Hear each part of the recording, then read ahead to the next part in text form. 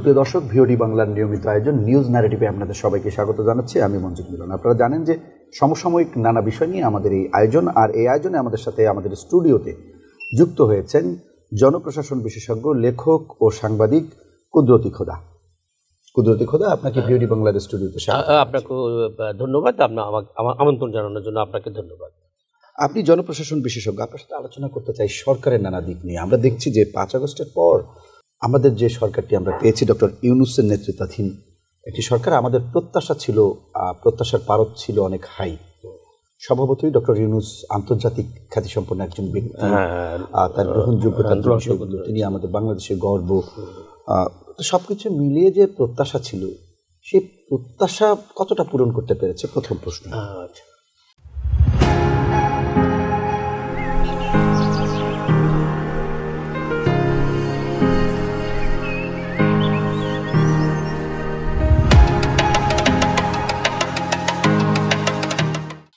আপনাকে ধন্যবাদ। প্রশ্নটা খুবই গুরুত্বপূর্ণ প্রশ্ন। আমিও আপনার মতোই আশাবাদী ছিলাম, এখনও আশাবাদী। আমার ধারণা ছিল যে উনি যেহেতু মানে একটা আন্তর্জাতিক খ্যাতি সম্পন্ন মানুষ, পৃথিবীর সব মানুষ ওনাকে চিনে, যারা আমাদের মানে অংশীজন, আমাদের মানে ইউরোপ আমেরিকার কথা বলছি, যারা আমাদের হেল্প করে, আমার ধারণা ছিল যে উনি দেশটা খুব চমৎকার চালাবে। আমি আরও অনেকগুলো টক শোতে প্রথম 8ই আগস্টের পরে উনি শপথ নেওয়ার পরে আমি আমার খুব আশাবাদী কথা বলেছিলাম আর কি। কিন্তু একটা পর্যায়ে এসে, স্টিল নাও আজকে পর্যন্ত, আমি দেখলাম যে উনি অবশ্য সরলভাবে বলেন যে আমি আসলে সরকার চালানোর লোক না, আমি এই কাজটা আমার জন্য না। উনি সরলতা স্বীকার করেছেন। কিন্তু বিষয়টা হলো, কাজটা যদি আমার না হয়ে থাকে, কাজটা যে করতে পারবে, এই কাজের জন্য যে উপযুক্ত, সেই লোক তো আমার অ্যাপয়েন্ট করতে হবে। কাজটা আমার না বলে কিন্তু মানে আপনি এসকেপ করার কোনো সুযোগ নাই, ঠিক আছে? যেমন আপনি জনপ্রশাসনের কথা বললেন, জনপ্রশাসনের দায়িত্ব হলো উনি নিজে প্রথম। মাঝখানে আনঅফিসিয়ালি এখন যে খাদ্য উপদেষ্টা আলিমা মজুমদার, উনি যখন বিশেষ সহকারী, তখন উনি দেখভাল করতেন। তো আমি যেটা জানি, যেটা বুঝি, যেটা আমার ইনফরমেশন, জুনিয়র কর্মকর্তারা ওনার বিষয়টাকে ওইভাবে দিচ্ছিল না। একটা পর্যায়ে ছিল যে তিনি তো দীর্ঘদিন কাজ করেছেন। না, দীর্ঘদিন কাজ করেছে, কিছু রাজনৈতিক অন্যান্য বিষয় থাকে, অনেক বিষয়গুলো থাকে যেটাতে যে আমি জুনিয়ররা একটু গ্যাপ হয়ে যাচ্ছে। গ্যাপ অনেক সিনিয়র হয়ে গেলে, এখন যে প্রশাসনে যারা 13-15 ব্যাচের ছেলেরা, যারা সেক্রেটারি, অনেকেই আমার ছাত্র স্নেহভাজন, ঠিক আছে? তো ওরা ওইভাবে ওই চুক্তিভিত্তিক নিয়োগের যে বিষয়টা প্রথম দিকে সরকার চালিয়ে যাচ্ছিল, এটাতে একটু মানে মিড লেভেল কিংবা উপর লেভেল যারা প্রমোশন প্রত্যাশী ছিল, ওরা ক্রুদ্ধতা প্রকাশ করেছে। এই জন্য প্রকাশ্যে ওনাকে ওই দায়িত্বটা হয়তো বা ইউনূস সাহেব দেন নাই, আনঅফিসিয়ালি অনেক কাজ টাজ করেছেন আর কি। আমি যেটা মনে করি যে সিভিল ব্যুরোক্রেসি একটা পিরামিড, কিন্তু ঠিক আছে, এটা পিরামিড। পিরামিড না ভেঙে আপনি যদি সিভিল সার্ভিস যদি স্ট্রং না হয়, আপনি যদি শক্তিশালী ব্যুরোক্রেসি না পান, রাজনৈতিক কর্তৃপক্ষ, এই গভর্নমেন্টও কিন্তু একটা রাজনৈতিক সরকার, কিন্তু অন্তর্বর্তী সরকার, কিন্তু সরকার মানে রাজনীতি, কিন্তু এটা একটা পলিটিক্যাল সরকার। কিন্তু এই পলিটিক্যাল সরকার উচিত ছিল যে তার ব্যুরোক্রেসিটাকে স্ট্রং করে রাখা, ধরে রাখা, কিন্তু এটাতে তারা ব্যর্থ হয়েছে। এখন কিন্তু সিভিল সার্ভিসের যথেষ্ট ধরনের, পুরোপুরি ব্যর্থ বলা যায়, ইনফ্যাক্ট পুরোপুরি ব্যর্থ বলা যায় না, কিন্তু সিভিল সার্ভিস, সিভিল ব্যুরোক্রেসি, সচিবালয় কিন্তু প্রশাসন ব্যবস্থাটা এটা চলছে না, ব্যাপক সমন্বয়হীনতা আছে। তারপরে কাজের গতিটা অসম্ভব রকম কমে গেছে, ঠিক আছে? আর অ্যাডভাইজারদের মধ্যে সিনিয়র জুনিয়র, ওই যারা মানে আমাদের ছাত্র অ্যাডভাইজারও আছে, আপনি জানেন, আবার সিনিয়ররা সালেউদ্দিন সাহেব আছে, এবং আলিমা মজুমদার, তারপর ফাইজুল কবির খান, তারপরে ওয়াহিদুদ্দিন মাহমুদ। সিনিয়ররা কিন্তু একটা দিক, আবার জুনিয়রদের একটা অংশ আছে, ঠিক আছে? যেমন কথা ওঠে যে সরকারের ভিতরে সরকার, এটা কিন্তু আছে, সরকারের ভিতরে সরকার আছে, একজন একটা সিদ্ধান্ত দেয়। যেমন নিয়মটা হলো কি, রুলস অফ বিজনেস যে সরকারের ভিতর সরকার, সরকারের ভিতর সরকার, আমি আপনাকে বলি যে সরকারের ভিতরের সরকার হলো সিদ্ধান্ত, হুট করে সিদ্ধান্ত দেওয়া। যেমন আমি আপনাকে বলি যে গত পূজার সময় সরকার একজন উপদেষ্টা পুরনো ঢাকায়, যে আমাদের হিন্দু ধর্মাবলম্বীদের যে অর্গানাইজেশনটা আছে ঢাকেশ্বরী মন্দিরে যে বললো যে আবার পূজার ছুটি 2 দিন হবে। এটা কিন্তু ক্যাবিনেটে আলোচনা হয় না, উপদেষ্টা পরিষদে আলোচনা হয় না, উনি যে সিদ্ধান্ত দিয়ে দিলেন, এই সিদ্ধান্তটা দিবে কিন্তু চিফ অ্যাডভাইজার। এখন ওরা পড়ছে বিপদে, পরে এটাকে 2 দিন করা হয়েছে যেহেতু উনি বলে ফেলছে। এটা হলো সরকারের ভিতর সরকার। যেমন আমার এই আরেকজন স্নেহভাজন উপদেষ্টা আসিফ মাহমুদ সুযোগ ভূঁইয়া, উনি হঠাৎ করে বললেন যে নুরুর এই যে অবস্থা সরকারের দায় নিতে হবে। উনি তো সরকারের অংশ, উনি তো দায়িত্ব ওনারও, উনি এটা বলতে পারেন না। কিন্তু যদি এটা পলিটিক্যাল অথরিটি থাকতো, এটা মানে গুড গভর্নেন্স কিংবা সেন্সিটিভিটি থাকতো, বুঝতো, তাহলে কিন্তু পরের দিনে ওনার রিজাইন করার কথা, কিন্তু ওনাকে অব্যাহতি দেওয়ার কথা। উনি যদি মনে করেন যে ব্যর্থ বা দায় নিতে না, উনি তো বলে ফেলছে যে সরকারের দায় নিতে হবে, উনি কিন্তু সরকারের অংশ। এটা হলো একটা, আমি যেটা মনে করি আর কি, যে সরকার পরিচালনা আর অন্যান্য বিষয়গুলো ভেরি ডিফারেন্ট, মানে অন্য ধরনের। সরকার পরিচালনা করতে হবে, আপনি মিনিমাম সরকারের প্রটোকলটা, সরকারের কাঠামোটা, ঠিক আছে, সিভিল ব্যুরোক্রেসি কিংবা আর্মি ব্যুরোক্রেসি কন্ট্রোল করার যে ক্ষমতাটা, ওইটা আপনার থাকতে হবে। পাশাপাশি ল সম্পর্কে, হ্যাঁ, রুলস অফ বিজনেসটা, ল, এগুলি জানতে হবে, সরকার পরিচালনা জানতে হবে। সরকার কিন্তু যাতা বিষয় না, অবশ্যই না। হ্যাঁ, আপনি সরকারের প্রতিনিধিত্ব করছেন কিন্তু সরকারটা বুঝেন না আপনি, এটা কিন্তু হতে পারে না। আমি মনে করি যে উনি এই যে 1টা বছর হলো জনপ্রশাসনের কোনো উপদেষ্টা নাই। মাঝখানে একটা কমিটি ছিল, ওই কমিটি ভেঙে পরশুদিন, 2 দিন আগে ডক্টর সালেউদ্দিনকে জনপ্রশাসন একটা কমিটি আছে, পদোন্নতি, তার অন্যান্য বিষয়গুলো নিয়ে তার কাজ করে। ডক্টর সালেউদ্দিন কমিটির চেয়ারপারসন, আর মেম্বার সেক্রেটারি রেজওয়ানা, যিনি আমাদের পরিবেশ উপদেষ্টা, এইভাবে চলছে আর কি, মানে খুঁড়ে চলছে। আপনি দেখবেন যে হঠাৎ করে সিদ্ধান্ত হলো যে এই একজনকে সেক্রেটারি করা হলো, তার বিরুদ্ধে আবার উঠলো, তাকে আবার চেঞ্জ। এবং এই যে লাইফস্টক সেক্রেটারি শাকিলকে লাইফস্টক সেক্রেটারি হিসেবে প্রজ্ঞাপন জারি হয়ে গেল, কিন্তু শাকিল ওখানে জয়েন করতে পারলো না। পরে আরেক 13 ব্যাচের আমার আর স্নেহভাজন, তাকে ওখানে দেওয়া হলো। ঠিক আছে, এই যে সকালে সিদ্ধান্ত, বিকালের পরিকল্পনার অভাব না, ঠিক আছে, অভিজ্ঞতা অনভিজ্ঞতা একটা বিষয়, কঠোর হতে পারছে না সরকার, পলিটিক্যাল না, এটি একটি বিষয়। বাট আমার কথা হচ্ছে অপরিকল্পিত হচ্ছে কেন সবকিছু, একজনকে দায়িত্ব দিয়ে আবার সরিয়ে নেওয়া, এ তো অপরিপক্কতা এবং পরিকল্পনার অভাব। এটা হলো কি, ব্যুরোক্রেসিতে ট্রান্সফার, পোস্টিং, প্রমোশনের ক্ষেত্রে এটা নীতিমালার মধ্যে চলতে হয়। ঠিক আছে, তো ওই আমি যেটা আগে বলছিলাম যে সরকারের ভিতরে সরকার, এক একজনের মতো, উনি আমার লোক কিংবা আমার লোক, ওনার বাড়ি চিটাগং কিংবা ওনার বাড়ি ওইদিক, উনি আমার লোক, এরকম এই আমার লোক করতে করতে এই সমস্যাগুলি তৈরি হয়ে গেছে, এবং সমস্যাটা একটু প্রকট হয়ে গেছে, সমস্যাটা কিন্তু প্রকট।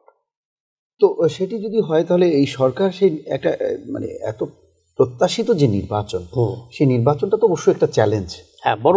আপনি আওয়ামী লীগকে বাইরে রেখে নির্বাচনটি করতে যাচ্ছেন, এখন পর্যন্ত সেই বিষয়টি দৃশ্যমান। আওয়ামী লীগের মতো একটা বড় রাজনৈতিক দল, যারা আমরা দেখছি যে পার্শ্ববর্তী রাষ্ট্রে বসে নানান ধরনের চক্রান্তেরও আমরা কিন্তু সেটির প্রমাণও আছে আমাদের কাছে।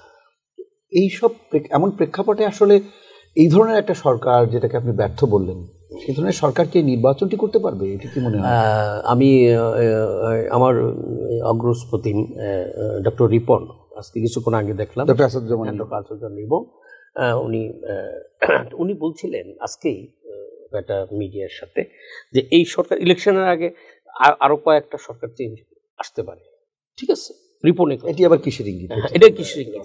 হ্যাঁ, আমার ধারণা আর কি, যে ডক্টর রিপন মনে করছে যে এই ইউনূস গভর্নমেন্ট ইলেকশনটা সুষ্ঠু, নিরপেক্ষ এবং খুব চমৎকারভাবে করতে পারবে না, সেই জন্য আরেকটা সরকার দরকার। যেমন তত্ত্বাবধায়ক সরকারের যে এটা তো এখনো এই তত্ত্বাবধায়ক সরকারের বিষয়টা নিষ্পত্তি হয়নি, এটা হবে এই আগামী মাসে কি মে মাসে হয়ে যেতে, হ্যাঁ, হয়ে গেলে এটা তত্ত্বাবধায়ক সরকার হয়তো বা গঠিত হতে পারে। সেটা তো ইউনূস সরকার, ডক্টর ইউনূসকে রেখেও করা যেতে পারে, ইউনূসকে রেখেও করা যেতে পারে, কিন্তু এদের মধ্যে যারা অভিজ্ঞ আছে তাদেরকে রাখা যেতে পারে। এখন ইলেকশনটা করার জন্য আপনার 2টা অক্সিলারি ফোর্স লাগবে। এটা হলো অনার্স ফোর্স আর কি, এটা হলো সিভিল অ্যাডমিনিস্ট্রেশন, টিসি, ইউনো, ঠিক আছে, পুলিশ। তো পুলিশ তো খুব দুর্বল হয়ে পড়ছে, পুলিশও আপনার মোটিভেট করছে। এখন আমরা সেই আগে মানে পুলিশের যে ধারা, দায়িত্ব, সেই দায়িত্ব আমরা নিয়ে আসতে পারি না, ওই অবস্থায় নিয়ে আসতে পারি না। কিন্তু পুলিশের যে ডেভিয়েশনটা হয়েছে এটা থেকে আমরা উত্তরণ কিন্তু হয় নাই, পুলিশ কিন্তু বেশ দুর্বল এখন, মানে কমান্ডটা হ্যাঁ দিচ্ছে না পুলিশ। এখন আপনার ইলেকশনের সময় দুটা ফোর্স কাজ করে, এটা হলো সিভিল অ্যাডমিনিস্ট্রেশন, হলো পুলিশ। এখন ইলেকশনটা আরো সুষ্ঠু করার জন্য সরাসরি আমাদের এই আর্মির সহায়তা লাগবে। সেটা তো ধরেন নির্বাচনে আর্মি থাকলো মাঠে, না না আর্মিটা এখনো না, মাঠে আপনি আছে। অফিসিয়ালি আপনি আর্মিকে কতদিন ব্যবহার করতে পারবেন? না না, অফিসিয়ালি এটা অফিসিয়ালি একটা ম্যাজিস্ট্রেসি পাওয়ারটা হচ্ছে অফিসিয়ালি তাদের ইনভলভমেন্টটা দিতে হবে। ইনভলভমেন্টটা দিলে আপনি একটা সুষ্ঠু নির্বাচন আশা করতে পারেন। যেহেতু আমাদের দুটা পুলিশিং মানে বেসামরিক প্রসঙ্গে সহায়তা করার জন্য যে পুলিশ আছে, পুলিশ বিভাগ, পুলিশ কিন্তু প্রশাসন না, পুলিশ কিন্তু বিভাগ, পুলিশ বিভাগ, হ্যাঁ পুলিশ বিভাগ যেহেতু দুর্বল হয়ে পড়ছে, সেই ক্ষেত্রে আপনি মানে আর্মি ব্যুরোক্রেসিকে ইনভলভ করতে পারেন, আর্মিদের ইনভলভ করতে পারেন ইলেকশনটা সুষ্ঠুভাবে করার জন্য। এই জন্য একটা মিটিং লাগবে, কমিটি গঠন করতে হবে, এবং তাদের কাজের বিন্যাসটা, কাজের পরিধিটা কি হবে, আর্মিরা কিভাবে হেল্প করবে, এটার জন্য একটা ট্রেনিংও লাগবে আর নির্দেশনাও লাগবে। তো যাই হোক, আপনি বলছিলেন নির্বাচন নিয়ে একটা সংখ্যা থেকেই যায় যে আসলে এই সরকার আসলে এরকম একটা চ্যালেঞ্জিং নির্বাচন, যেখানে মানুষের ভোট দেওয়ার প্রতি আসলে মানুষের যে আগ্রহ সেটি আসলে নষ্ট করা হয়েছিল। সেই ভোটের যে আগ্রহ সেটি ফিরিয়ে আনতে হলে সরকারকে একটি আস্থা তৈরি করতে হবে জনগণের। হ্যাঁ ডেফিনেটলি, কারণটা হলো কি, আপনি জানেন 14, 18, 24 তিনটে ইলেকশনে কিন্তু ভোট দিতে পারেনি। আপনিও নিশ্চয় ভোট দেন, আমিও দিতে পারি, ঠিক আছে। তো আমরা যেহেতু দিতে পারি নাই, আমার ছেলেও ভোটার, সেও দিতে পারে নাই, ঠিক আছে। ওই যে জেনারেশন, প্রায় 3টে জেনারেশন কিন্তু ভোট দিতে পারে না। ভোট দেওয়ার জন্য, তার অধিকার প্রয়োগ করার জন্য বাংলাদেশের 18 কোটি জনগণ উন্মুখ হয়ে আছে ভোটের জন্য। কিন্তু এটা ইউনুস গভর্নমেন্টকে বুঝতে হবে যে ভোটটা যত তাড়াতাড়ি হবে, ওনাদের সেফ এক্সিটটা তত চমৎকার হবে। বাংলাদেশের মানুষও মনে রাখবে। হ্যাঁ হ্যাঁ, মানুষ ওনাকে মনে রাখবে, যেটা হ্যাঁ যে ওনার পপুলারিটি কিন্তু কমেছে, সরকারের পপুলারিটি কমেছে, অস্বীকার করার জন্য। আমি যদি এখন তোয়াজ করে বলি যে সরকার পপুলার, এটা সরকার পপুলারিটি কমেছে পারফরমেন্স না থাকার কারণে। আপনার পারফরমেন্সটা যদি ওকে থাকতো, মানে যদি সরকার আছে মনে হতো যে সরকার আছে, ভয়, মানুষের মধ্যে একটা ভয় থাকতো না, গভর্নমেন্ট আমি আইনের বেড়ে যেতে পারবো না, এটা করা যাবে না, এটা করা যাবে। কিন্তু মব সংস্কৃতির কারণে কিন্তু এটা খুব দুর্বল হয়ে পড়েছে, সরকার নিয়ন্ত্রণ করতে পারছে না। মব সৃষ্টি হওয়ার পরে পুলিশ কিংবা আর্মি যাচ্ছে, তো এটা কাম্য না। আপনার একটা স্বাভাবিক শান্ত নিরাপত্তা পরিবেশ লাগবে ইলেকশনের জন্য। এখন এই পরিস্থিতি উত্তরণের, এখন এই পর্যায়ে থেকেই পরিস্থিতি উত্তরণের সরকার আসলে কি করা উচিত? পরিস্থিতি সরকারের, আমি মনে করি ডক্টর ইউনূস সরকারের যে মূল যে অংশীজন, আমাদের প্রধান বিরোধী দল বিএনপির প্রধান দল, অন্যতম প্রধান দল, বাংলাদেশের জনপ্রিয় দল বিএনপি, তারপর অন্যান্য যে দলগুলো আছে, জামাত, তারপরে বাসদ, তারপরে এই যে আমাদের মান্না সাহেবের নাগরিক ঐক্য, জুনায়েদ সাকি, এইসব ইসলামী দলগুলো মিলে কথা বলতে হবে। কথা বলে একটা ফ্রেমওয়ার্ক তৈরি করতে হবে যে আমরা ইলেকশনটা এইভাবে করতে চাই, আমরা মানে রাজনৈতিক দলগুলোর সহযোগিতা দরকার, কিন্তু ভালো ইলেকশন করা যাবে না। এই যে আমাদের সেনাবাহিনীকে নিয়ে একটা কাদা ছোড়াছড়ি দেখি আসলে বিভিন্ন সময় কিছু ব্যক্তি, এটা খুবই দুঃখজনক। এনসিপির সাথে আমরা দেখেছি যে এটা খুবই দুঃখজনক, এটা হওয়া উচিত। আমাদের সরকারকে দুর্বল করে, কারণ হচ্ছে এখন পর্যন্ত কিন্তু সেনাবাহিনী মাঠে আছে, সরকারকে টিকে রাখতে সরকার। সেনাবাহিনী, আমি বলি সেনাবাহিনীর বিষয়ে যেসব কথাবার্তা তারা বলে, এটা আমি পার্সোনালি মনে করি এটা অপরিপক্কতা, জ্ঞানের দারিদ্রতা থেকে অনেকটা, এবং এটা যদিও পরিকল্পিত হয়, কিন্তু ওই পরিকল্পনার মধ্যে মানে উইজডমলেস পরিকল্পনা, মানে পরিকল্পনায় কোনো আসলে ভবিষ্যৎ চিন্তা নেই। না না, ভবিষ্যৎ চিন্তা নেই। আপনি জানেন যে আমাদের এই সেনাবাহিনী কিন্তু স্বাধীনতা সংগ্রামে বিশেষ ভূমিকা রেখেছে, আর একটি প্রতিষ্ঠান, এর মতো ডিসিপ্লিন প্রতিষ্ঠান এখনো রয়ে গেছে, যে যে কোনো দুঃসময়ে, যে কোনো দুর্যোগ মুহূর্তে আমাদের জনগণের পাশে থাকবে এবং থাকতে পারে। তাদেরকে যদি আপনি বিতর্কিত করে ফেলেন, তাহলে তো কিছু থাকে না। এই যে নির্বাচন কমিশনের বিষয়ে আমরা একটু আসি, নির্বাচন কমিশন নিয়ে নানা প্রশ্ন রয়েছে বিভিন্ন রাজনৈতিক দলগুলোর মধ্যে। না, এটা শুধু সরকারি দল, যেটা জামাত এবং এনসিপি, ওরা বলছে। আমি মনে করি, আমি কিন্তু ম্যাক্সিমামকে চিনি, আপনি জানেন যে আমার দু একজন বন্ধু আছে commissioner, chief election commissioner personal আমি চিনি, ঠিক আছে। ওইখানে যিনি সেক্রেটারি আক্তার আহমেদ খান, উনি আমার রাজনৈতিক বড় ভাই। তো আমি মোটামুটি সবাইকে চিনি যারা কমিটিতে, মানে ইলেকশন কমিশনে আছে। আমি কিন্তু তাদের সততা, নিরপেক্ষতা এবং তাদের ইন্টিগ্রিটির ব্যাপারে আমি 100% স্যাটিসফাইড। তারা ভালো ইলেকশন করার জন্য প্রস্তুত আছে, মানসিকভাবে প্রস্তুত আছে, এবং তাদের তাদের এগেনিস্টে যারা বলে, আমি মনে করি এটা ঠিক না। ইলেকশন করার জন্য তারা যথেষ্ট প্রাজ্ঞ। আমরা প্রত্যাশা করি যে নির্বাচন কমিশন যদি শক্তিশালী তাদের অবস্থানটা, এই মেসেজটা যদি জনগণের মাঝে পৌঁছে দিতে পারে, রাজনৈতিক দলগুলোকে আস্থায় নিয়ে আসতে পারে, তাহলে সেটি হবে আমাদের শেষ দেখা, যে আসলে নির্বাচন কমিশন তার যোগ্যতা প্রমাণ করেছে। যাই হোক, আমরা দেখছি যে বাংলাদেশের এই পরিস্থিতির মধ্যে ডাকসু নির্বাচন হচ্ছে, যেটি আসলে বহুল প্রতীক্ষিত।